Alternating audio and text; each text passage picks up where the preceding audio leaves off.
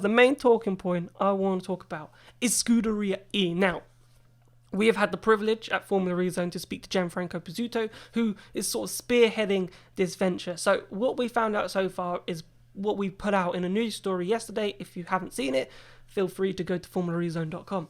So basically, he is talking to 3 Formula E teams. Now, we don't know who these 3 Formula E teams, but we can make an educated guess sometimes. But I don't know how well we can even do that. But all we know is that some of them are actually creating their own powertrain, and one of them is a team that is a customer team. So those are the only sort of knowledge that I know about the 3 teams that he is talking to. But it's interesting because, Tobias, we knew that there is a team up for sale. There is a team that wants out. So when he told me 3 teams, I was like, oh, that's actually quite interesting.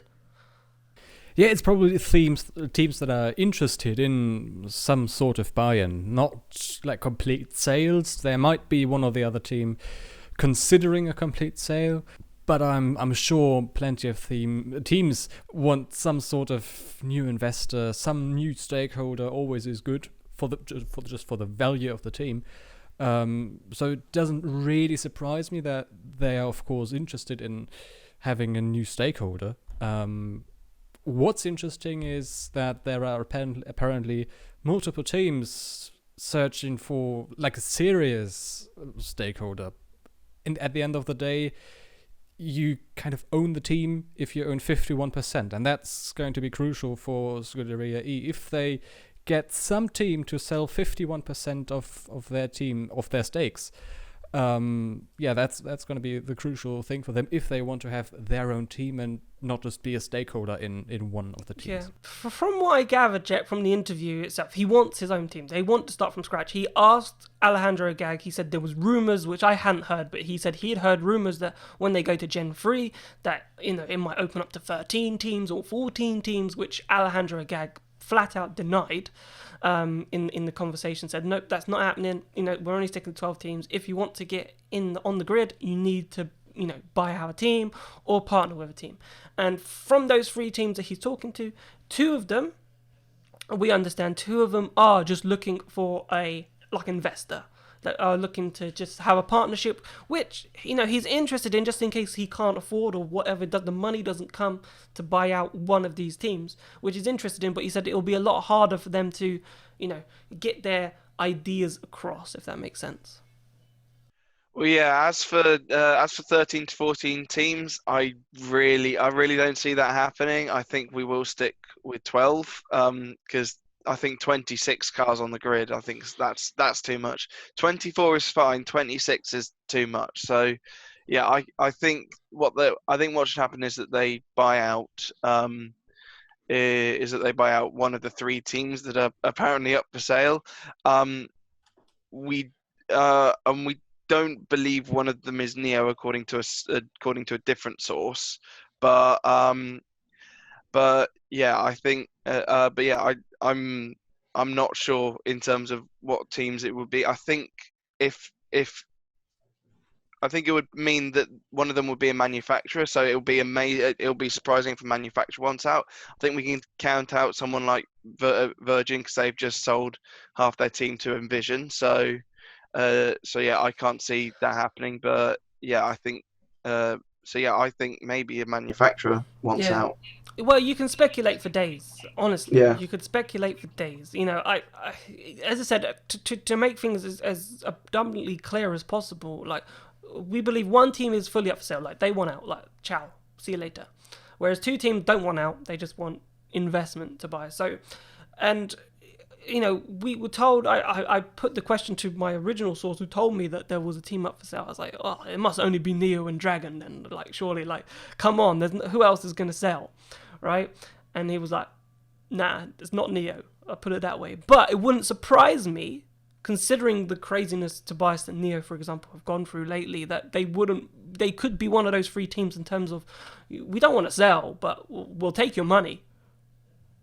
Well, the only scenario I can imagine Neo selling their stakes in the Lisheng racing team is, just let me get that straight. Neo is the title sponsor of a team owned by Lisheng Racing, a Shanghai-based company. and they bought the team last summer, and not sure if they own everything. I'm sure Neo still has stakes in it, as well as other stakeholders. But at the end of the day, the company or the team is really new. It's their first season, technically.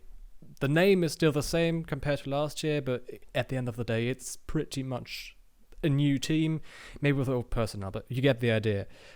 So it would surprise me if Neo were to sell their team again. The only scenario I can imagine them selling the team is in the wake of the corona crisis, because of course manufacturers will have to save money, and that applies especially to young startups like Neo.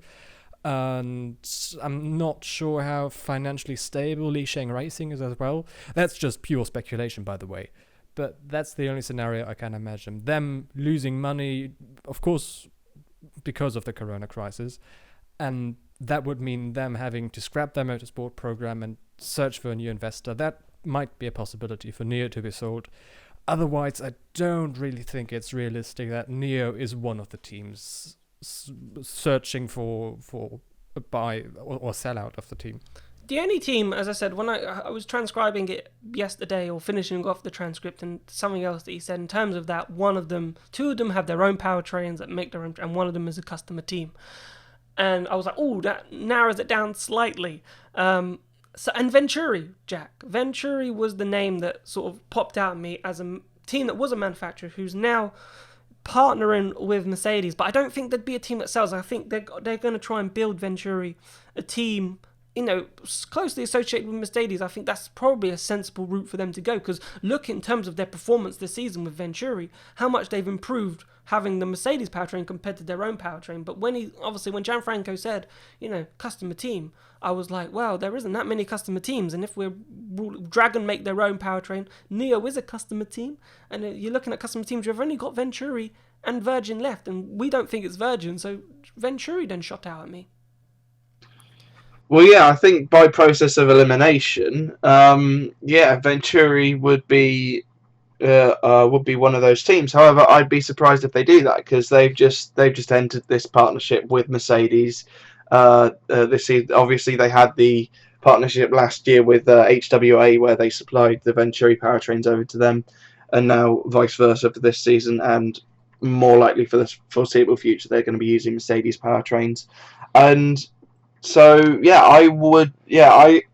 as soon as you said Venturi, I was like, okay, this is surprising, but now you've kind of explained it, I do kind of see where you're coming from in terms of how that would work.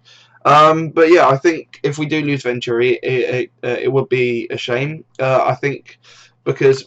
And also because they've made so many personnel changes over the years. They brought in Susie Wolf, who's now the team principal there, and like I said, the Mercedes powertrains as well. So if it is Venturi, then it would be a little bit of a surprise. But after you've said it, it kind of won't be as well. Although Scuderia E Venturi Mercedes does have a good ring to it. I would have never thought Scuderia and Mercedes would ever be in the same sentence, but there we go.